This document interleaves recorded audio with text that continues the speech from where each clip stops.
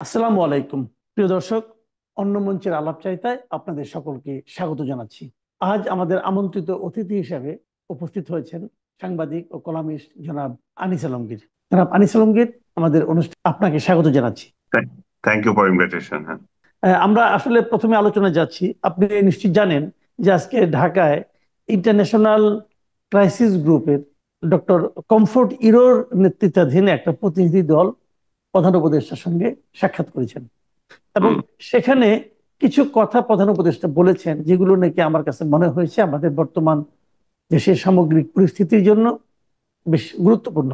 যেমন হুম। প্রথম উনি বলেছেন যে নির্বাচনের সময়সীমা নিয়ে উনি বলেছেন নির্বাচনের সময়সীমা যেভাবে নির্ধারণ করা হয়েছে সেই নির্ধারিত সময়েই নির্বাচন অনুষ্ঠিত হবে। এটা বলে উনি আবার বলেছেন যে যদি ওই আগের কথাটাই যদি হুম। বেশি সংস্কার চায় তাহলে আগামী বছরের জুনে হবে, আর যদি সীমিত সংখ্যক সংস্কার চায় তাহলে এবছর নির্বাচন অনুষ্ঠিত হবে। এই যে উনি আরো একবার নির্বাচনের তারিখ সম্পর্কে ওনার সরকারের যে ইচ্ছা ঘোষণা করলেন, এটার থেকে আপনার আসলে কি মনে হচ্ছে নির্বাচন আসলে কবে হতে যাচ্ছে, কিভাবে হতে যাচ্ছে, আপনার কি মূল্যায়ন বুঝতে পারছি? নির্বাচন নিয়ে তো রাজনৈতিক দলগুলোর মধ্যে একটা শঙ্কা রয়ে গেছে। আসলে উনি যতই বলুক যে ডিসেম্বরে নির্বাচন হবে, আবার যদি বড় সংস্কার হয় জুলাইতে হবে, তো এটা নিয়ে কিন্তু রাজনৈতিক দলগুলো শঙ্কামুক্ত হতে পারছে না। কারণ যে সমস্ত পরিস্থিতি বিরাজ করছে সেগুলোতে আহ, দেখা দেখা যায় না। বিশেষ করে আইন শৃঙ্খলা পরিস্থিতিতে এমন অবস্থা, সেটা যদি উন্নত না হয় হবে না। আবার সংস্কারের জন্য দীর্ঘসূত্রিতা যদি তুলে আনে, সেটা তো একটা আহ, বাধার সৃষ্টি হবে। আর তৃতীয়ত হচ্ছে যে এই যে কথিত কিংস পার্টির সঙ্গে ওনার যে সম্পর্ক, ওদের প্রতি যে ওনার আহ একটা সফট কর্নার, সেটা তো অনেকের শঙ্কা আছে যে তাদেরকে সুযোগ সুবিধা বাড়ানোর জন্য এটা আসলে ডিসেম্বরে নাও হতে পারে, হয়তো জুনে যাবে, জুনের পরেও যেতে পারে। তবে একটা ভালো লেগেছে ওনার কথায় যে কোনো অজুহাতে এর এর এর বেশি যাবে না, এর মধ্যেই উনি করার চেষ্টা করবেন, এবং সেই আশ্বাসটুকু উনি দিয়েছেন। এটাই একটা পজিটিভ দিক যে যাই হোক নির্বাচন আমি অত তারিখে করব। কিন্তু আপনি যতই চান, পরিস্থিতি যদি ভালো না থাকে, আপনার আইন শৃঙ্খলা যদি ভালো না থাকে, তাহলে সেই জায়গায় আপনি যেতে পারবেন কিনা, আপনার রোড ম্যাপ আপনি ওইভাবে প্ল্যান করেছেন কিনা, আপনি যদি মব নিয়ন্ত্রণে না আনতে পারেন, আপনি যদি এই যে মৌলবীদের যে হাউকাউ, এটা যদি না আনতে পারেন, আপনি এই এই যে এই দুইটা জিনিস যদি ঠিক না থাকে, আরেকটা বলা ঠিক হবে না কিনা যায় না, সেটা হচ্ছে মিলিটারি। এই মিলিটারির সাথে ওনার সুসম্পর্ক কতটুকু, মব, মোল্লা এবং মিলিটারি, এই তিনটা নির্ভর করছে যে এই ইলেকশনটা আসলে উনি যথাসময় দিতে পারবেন কিনা, এটার উপরে। আর আরেকটা বিষয় তো আপনি বোধহয় খেয়াল করেছেন, আওয়ামী লীগ নিয়ে উনি কথা বলেছেন, এবং সেখানে উনি বলেছেন যে আওয়ামী লীগকে নিষিদ্ধ করার কোনো পরিকল্পনা এই জি, সরকারের নেই। আমি এই এবং প্রশ্নটা আসতাম। আপনি যেটা হুম। বললেন যে আওয়ামী লীগকে নিষিদ্ধ করা, উনি বলেছেন যেটা আওয়ামী লীগকে নিষিদ্ধ করার কোনো পরিকল্পনা এই হুম। অন্তর্বর্তীকালীন সরকারের নাই। হুম। তারপর হুম। আবার জুড়ে দিয়েছেন যে আওয়ামী লীগের যে সমস্ত নেতারা হুম। বিভিন্ন মানবতা বিরোধী অপরাধ সহ অন্যান্য অপরাধের অভিযোগ যাদের বিরুদ্ধে আছে তাদের দেশের আদালতে বিচার করা হবে।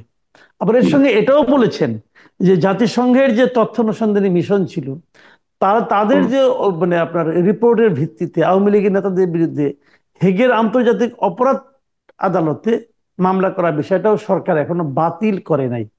মানে তিনটা হুম। পয়েন্ট। আমি তিনটে পয়েন্ট তো ক্লিয়ার। একটা হচ্ছে যে আওয়ামী লীগকে আমরা নিষিদ্ধ করার প্ল্যান নাই, সরকার এটা থাকতে পারে, এবং আমার ধারণা এটা আন্তর্জাতিক একটা প্রেশার আছে সরকারের জি, উপর, যে নিষিদ্ধ তোমরা না যদি এই করার। ধরনের, হ্যাঁ, না করা, তোমরা যদি এই ধরনের জি, নিষেধ করো, তাহলে তোমাদের যে সরকারই আসুক তার একটা লেজিটিমেসি একটা সমস্যা হতে পারে। এই হুম, কারণে হয়তো উনি বলতে পারেন যে এটা আমরা করব না। আর হুম, যে দুইটা জিনিস উনি বললেন, দেশে বিচার করবেন যারা অপরাধী আছেন, জি, প্রয়োজনে আমরা আন্তর্জাতিক আদালতে যেতে পারি, এটা রাইটলি জি, উনি বলেছেন। এটা বিচার তো জি, করবেনই, কারণ সবার গড়ে বিচার তো হবে না, যারা অপরাধী তাদের অবশ্যই বিচার হবে, এবং সেটা সবাই চায়, এবং আওয়ামী লীগ নিজেরাও চায় যে যারা অপরাধী তাদের বিচার করা। এবং তবে আওয়ামী লীগের সাথে অন্যদের পার্থক্য আছে এই জায়গায়, যে এখানে যাতে ভুয়া বিচার না হয়, বিচারের নামে যাতে এখানে ইনজাস্টিসের শিকার তারা না হয়, সেটা তাদের একটা কনসার্ন থাকতেই পারে, সেটা আছে। কিন্তু আমি অন্যভাবে দেখি, আওয়ামী লীগ যে বিচারের কথা বলে বা তাদেরকে যে মূল স্রোতে আনার এখানে যে অবস্থান, ডক্টর ইউনূস যদি মনে করেন যে এখানে যুক্তিসঙ্গত এবং বাস্তব, এর জন্য যদি তাদেরকে আসা উচিত মনে করেন, তাহলে আওয়ামী লীগের ভূমিকা নিয়েও তো এখানে প্রশ্ন দেখা দেবে। আওয়ামী লীগ কি আসলে উম, মূল স্রোতে আসার জন্য চায় কিনা? তারা এই যে সংস্কার, আমি যেটা বলতে চাচ্ছিলাম যে সেটা হচ্ছে, ডক্টর ইউনূস যদি মনে করেন যে তাদেরকে নিষিদ্ধ করবেন না, প্ল্যান নাই, তাহলে এই যে জাতীয় ঐক্যের কথা বলা হচ্ছে, জাতীয় ঐক্যে তাহলে তাদেরকে শরিক করতে হবে। তারা সহ রাইট, 14 রাইট। দলে যারা আছে তাদেরকেও শরিক করতে হবে। কিন্তু এখানে তো তাদের ভয়েস আসছে না। এখানে আবার আপনি পাল্টা কোশ্চেন করতে পারেন, তাদের ভয়েস আসার মতো পরিস্থিতি তারা কি দেখাচ্ছে কিনা, তাদের আগ্রহ কতটুকু। তারা আজ পর্যন্ত, আজকে 6-7 মাস হয়ে গেল, তাদের প্রেসিডেন্ট দেশ থেকে বাইরে চলে গেছেন, তাদের দলের নেতৃত্বে কে আছে তাদের কোনো ঠিক নাই। তারা সোশ্যাল মিডিয়া দিয়ে দল চালাচ্ছে। তো তাদের কার সাথে যোগাযোগ করবে? এবং আরেকটা যে জিনিসটা, 24-এর এই গণ অভ্যুত্থানে তাদের বিরুদ্ধে যে বদনাম, তাদের বিরুদ্ধে যে অভিযোগ, এই গণহত্যা এবং আদার্স, সেই বিষয়ে কি তাদের কোনো অনুতাপ আছে? তাদের একটা লোক কি আপনি দেখেছেন যে তারা এই 24-এর এই ঘটনাবলীর জন্য একটা দুঃখ প্রকাশ করেছে? তারা বলতে পারে এটা অন্যায় হয়েছে, হেন হয়েছে, তেন হয়েছে, এবং এটা ষড়যন্ত্র হয়েছে, এটা বিদেশি ষড়যন্ত্র হয়েছে, সন্ত্রাস হয়েছে।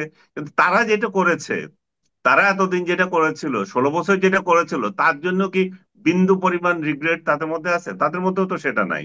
তো সরকার যেমন তাদেরকে আনার ব্যাপারে আন্তরিকতা দেখাচ্ছে না, যে তারা যদি আসলে তাদেরকে যদি নিষিদ্ধ না করে, তাদেরকে নিষিদ্ধ করলে তো একটা প্রশ্ন আর এটার প্রশ্ন আসে না যে তাদের জাতীয় ঐক্য শরিক হওয়ার যে বিষয়টা। আর রাইট। যদি যদি নিষিদ্ধ না করে, তাহলে জাতীয় ঐক্য শরিক হওয়ার প্রশ্নটা আসতেছে, তাদের নয়, শুধু জাতীয় পার্টি সহ অন্যদেরও আছে। তো সেই জায়গায় সরকারের ভূমিকা কি? সরকার তো চুপ করে আছে, সরকার তাদেরকে বলছেও না যে তোমরা আসো, তোমরা যাও। কিংবা শুরুতে যেটা বলছিল, যারা অপরাধী তাদেরকে বাদ দিয়ে তোমরা এমন একটা কমিটি করো, যাদের যাদের এমন একটা অবস্থান করো, যাতে করে আহ, এই মূল স্রোতে তারা আসতে পারো, যেটা আমি, আপনার নিশ্চয় মনে আছে যে সাখাওয়াত সাহেব বলে আবার ফেঁসে জি। গিয়েছিলেন। কিন্তু হুম। প্রশ্নটা হচ্ছে, ধরা যাক হাইপোথেটিক্যালি আওয়ামী লীগ নিষিদ্ধ হলো না, আওয়ামী লীগ নির্বাচনে গেল। হুম। তো যদি আওয়ামী লীগ নির্বাচনে অংশ নেয়, নৌকা মার্কা নিয়ে তো অংশ নিবে। যদি হুম। নৌকা মার্কা নিয়ে অংশ নেয়, তাহলে আওয়ামী লীগকে তো আপনি রাজনৈতিক প্রচারণা চালাতে দিচ্ছেন না, রাজনৈতিক প্রচার প্রচারণা চালাতে দিচ্ছেন না। তাদেরকে তো আপনাকে লিফলেট পর্যন্ত বিতরণ করতে দিচ্ছেন না। তাহলে হুম। আওয়ামী লীগ তাদের নির্বাচনী, তাদের প্রার্থীর পক্ষে নির্বাচনী প্রচারণা কিভাবে চালাবে? তখন কি সারা দেশে একটা সংঘাতপূর্ণ পরিস্থিতি বিরাজ করবে না? সংঘাতপূর্ণ পরিস্থিতি বিরাজ করবে না, আপনি বলতে পারেন যে এখানে ইনজাস্টিস হবে। সংঘাতের কি আছে? আপনাকে যদি, আমি যদি প্রচার করতে না দিই, আমি আমার নিজের অভিজ্ঞতা যদি শেয়ার করি আপনাকে, 2018 সালের নির্বাচনে আমি আমার এলাকায় আহ, নির্বাচন দেখতে গিয়েছিলাম। সেখানে প্রতিপক্ষের যে প্রার্থী আছে, তার কোথাও কোনো পোস্টার ছিল না, তার কোনো লোক ছিল না। ইভেন আমি দেখলাম যে সরকার দলীয় প্রার্থীর কাছে পুলিশ অফিসার এসে বলতেছে, স্যার 2 জনকে ধরেছি কেন? তারা অন্য উপজেলা থেকে এসেছিল ওই প্রার্থীর পক্ষে, বিএনপির প্রার্থীর পক্ষে লিফলেট বিলি করার জন্য, তাদেরকে গ্রেপ্তার করেছে। তো আপনি বুঝতে পারেন যে কি ধরনের নির্বাচন হয়েছিল। তো আওয়ামী লীগ যদি এরকম একটা নির্বাচন হয়, আওয়ামী লীগ নিজেরা বুঝতে পারবে যে কি ধরনের প্রচারণার মাধ্যমে, কি ধরনের নির্বাচন করে তারা ক্ষমতায় এসেছিল 2018 সালে। হাওয়ার এটা তো আর বাস্তবে পক্ষে আমিও চাই না, আপনিও চান না, আমরা তো চাইবো না যে এদেরকে এইভাবে শিক্ষা দিতে, তারা যেটা শিক্ষা পেয়েছে। এখন ঘটনা হচ্ছে, সেই রকম যদি পরিস্থিতি হয়, তাহলে তো আর এটা পার্টিসিপেশন হলো না। আর আওয়ামী লীগ যে উদ্দেশ্যে নির্বাচন করবে সেটাও পূর্ণ হবে না। আওয়ামী লীগ তো নিশ্চয়ই এখানে যদি নির্বাচন করে, এই তাদের প্রধান উদ্দেশ্য কি হবে? জয়ী হয়ে তাও আসা না, কারণ পরিবেশ তো সেটা নাই জয়ী হয়ে আসার মতো। এবং তারা যদিও বলবে যে আমরা তো অনেক জনপ্রিয়, কিন্তু বাস্তবতা তা না। বাস্তবতা হচ্ছে যে তাদেরকে আর অন্তত আগামী নির্বাচনে জনগণ চাচ্ছে না। তো জনগণ কাকে নেবে সেটাও আমরা এখনো জানি না, কারণ জনগণও বিভ্রান্ত কাকে যে দেব। কারণ যে পরিস্থিতি দেখছি, যারা আসতে চায় তাদের যে পরিস্থিতি। কিন্তু আওয়ামী লীগের যদি নির্বাচন করতে দেওয়া হয়, সবচেয়ে বড় সুফল তারা পাবে, সেটা হচ্ছে রাস্তায় বের হয়ে আসা, সেটা হচ্ছে যে সংগঠনকে আবার চাঙ্গা করা, যেটা তারা 75-এর পরে আপনি যদি খেয়াল করে দেখেন যে তাজউদ্দিন আহমেদের স্ত্রী এবং মিজানুর রহমান চৌধুরী এবং আরো যারা, এই যে আরেকজন নেতা ছিলেন নোয়াখালীর, ওনারা মালিক যে উকিল। দলটা, হ্যাঁ, মালিক উকিল। রাইট, ওনারা যে দলটাকে রাস্তায় এনেছিলেন, ওনারা কি জানতেন যে ওনারা নির্বাচিত হবেন? নিশ্চয় না। ওনারা এইটার সুযোগ নিয়ে এবং খেয়াল করে দেখবেন ওনারা প্রেসিডেন্ট নির্বাচন পর্যন্ত করেছেন। এগুলো সবগুলো ছিল তাদের দলকে রিভাইভ করা। বঙ্গবন্ধু হত্যার পরে তাদের দলে যে বিপর্যয় অবস্থা তৈরি হয়েছিল, এখনো তো ঠিক একই অবস্থা বিরাজ করছে। লোক আছে, কিন্তু তারা রাস্তায় আসার কোনো সুযোগ নাই, মানে চান্স তারা নিতে পারছে না। কিন্তু যখন নির্বাচন হয় তখন পরিস্থিতি তো অনেক শান্ত হয়। পরিস্থিতি তখন প্রতিপক্ষকে বলা যায় আমরা আসতেছি না, এই যে নির্বাচন কমিশনকে তখন প্রশ্ন করা যায়। এবং যদি তত্ত্বাবধায়ক সরকারের অধীনে নির্বাচন হয়, অবশ্যই সেখানে তো আরো বড় করে প্রশ্ন দেখা দেবে, তাহলে আমরা কেন নির্বাচন করতে পারবো না? যেটা মানে প্রচারণা অংশ নিতে পারবো না, যেটা আওয়ামী লীগ বিএনপির সঙ্গে প্রতারণামূলক নির্বাচন করে 18 সালে করেছিল, সেরকম পরিস্থিতি তো নিশ্চয়ই হবে না। না, এখন কথা হলো কি, যদি তো আপনি যে কথাটা বললেন যে সেক্ষেত্রে হয়তো আওয়ামী লীগ ইনজাস্টিসের শিকার হবে, হয়তো হুম। তারা তাদের প্রচারণা চালাতে পারবে না। তো সেরকম যদি হয়, তাহলে কি সেই নির্বাচনটাকে আমরা অবাধ ও নিরপেক্ষ নির্বাচন বলতে পারবো? আমরা তো অবশ্যই সেটা অবাধ নিরপেক্ষ নির্বাচন বলবো না, কিন্তু কথা হচ্ছে যে আপনাকে তো মাঠে আমি নিয়ে আসবো না, আপনার নিজেরই আসতে হবে। আপনাকে বাড়ি থেকে তো আমি ধরে আনবো না। আপনার জনপ্রিয়তা, আপনার লোকবল আপনাকে নিরাপত্তা দেবে।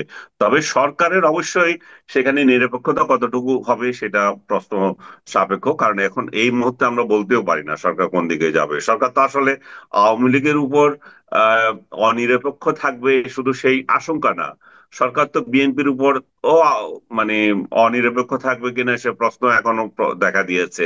কারণ সরকারের একটা দল অলরেডি আছে। মানে সরকার যত কথাই বলুক যে তাদের কোনো দল নাই, অবশ্য বলেও না যে তাদের দল নাই, তারা তো অস্বীকার করে না যে, হ্যাঁ, বলে না, আপনি ঠিক বলছেন, তারা অস্বীকার করে না, তারা চুপ তারা থাকে। অস্বীকার তো, হ্যাঁ, তারা তো চুপ থাকে, তারা তো অস্বীকার করে না। এই Right. যে সমন্বয়কদের বিরুদ্ধে যে এত অভিযোগ উঠছে, এবং সরকারের একজন উপদেষ্টা, আহ, স্থানীয় সরকার মন্ত্রণালয়ের, তার বিরুদ্ধে এত অভিযোগ উঠছে ঘুষের এবং অন্যান্য বিষয়গুলোর, এবং বিনা ইয়েতে ইন্টারভিউতে বা কি বলবো এগুলা, বিনা যোগ্যতায় যারে তারে নির্বাচন দেওয়ার, এগুলো নিয়ে তো সরকার কোনো কথা বলে না। এবং সমন্বয়কদের বিরুদ্ধে যেই চাঁদাবাজি এবং অন্যান্য জায়গায় যে তদবির করা, প্রেসার দিয়ে কাজ করানো, এগুলা নিয়ে তো সরকার কিছু বলে না। সরকার তো বলে না যে না এটা করতে পারবে না তোমরা, এবং তোমাদের সাথে আমাদের এরকম যারা করে তাদেরকে গ্রেপ্তার করো বা তাদেরকে পুলিশকে দাও, এটা তো বলে না। তো সরকার যখন রাইট। এটা বলে না, ছাত্রলীগের এই সমস্ত সন্ত্রাসীরা যখন এগুলো করতো, তখন সরকারি দল যেমন দেখেও না দেখার ভান করতো, মাঝে মাঝে গ্রেপ্তার করতো। তো এরা তো মাঝে মাঝেও গ্রেপ্তার করে না, কথাও বলে না। So, right. পরিস্থিতি তো ওইরকমই দেখাচ্ছে যে তাহলে এই নিরপেক্ষতার জায়গাতে আগে থেকেই সংকট রয়ে গেছে। আওয়ামী লীগ নির্বাচনে আসলে কতটা নিরপেক্ষ হবে এগুলো আমি খুব গুরুত্ব দিচ্ছি না। আওয়ামী লীগ নির্বাচনে আসবে শুধুমাত্র সাংগঠনিক প্রয়োজনে। ওরা নিশ্চয়ই, আপনি বিশ্বাস করেন যে ক্ষমতায় যাওয়ার জন্য লড়তে আসবে না? ক্ষমতায় যাওয়ার জন্য যদি লড়তে হয় তাহলে তাদের প্রেসিডেন্ট দেশে আসতে হবে, তাই না? হুম, তাদের হুম, হুম, হুম। স্টলওয়ার্স যারা আছে তারা আসতে হবে। তাদের কি আসার সুযোগ আছে? তাদের তো সে আসার সুযোগ নাই। তারা নিজেরাই তো পালিয়ে আছে অন্য দেশে। জি, অনেক ধন্যবাদ, অনেক ধন্যবাদ জনাব আনিস আলমগীর। আপনি বিভিন্ন বিষয়ে যে কথাগুলি বললেন, আমি মনে করি আমাদের দর্শকরা সেগুলো উপভোগ করবেন। প্রিয় দর্শক, আপনারা শুনলেন আনিস আলমগীরের ব্যাখ্যা নির্বাচন নিয়ে, আওয়ামী লীগের নির্বাচনে অংশগ্রহণের সম্ভাবনা নিয়ে, আওয়ামী লীগ নিষিদ্ধ করার বিষয়ে প্রধান উপদেষ্টার যে বক্তব্য তা নিয়ে ওনার যে বিশ্লেষণ।